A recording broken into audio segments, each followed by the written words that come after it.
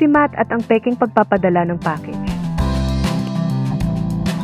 Isang araw, nakatanggap si Matt ng mensahe na nagsasabing may isang package para sa kanya na naipit sa customs. Kasama sa mensahe ang isang link para magbayad ng maliit na halaga upang mapalaya ang package at maipadala ito. Iniisip ni Matt na ito ay lehitimo, kaya't nag-click siya sa link at nagbayad ng bayad. Gayunpaman, matapos magbayad, hindi natanggap ni Matt ang package at napagtanto niyang hindi ito tunay. Mas masahol pa, ang impormasyon ng kanyang card ay ninakaw.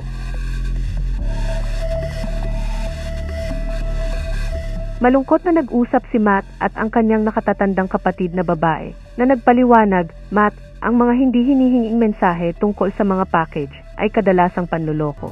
Iwasan palagi ang pag-click sa mga hindi kilalang link at kung hindi ka sigurado, direktang makipag-ugnayan sa serbisyo ng pagpapadala.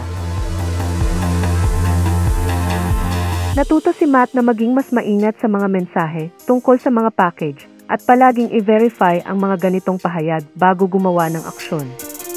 Aral, iwasang mag-click sa mga hindi hinihinging link sa mga mensahe tungkol sa mga package. Laging makipag-ugnayan ng direkta sa mga serbisyo ng pagpapadala upang kumpirmahin ang pagiging lehitimo ng anumang pahayag.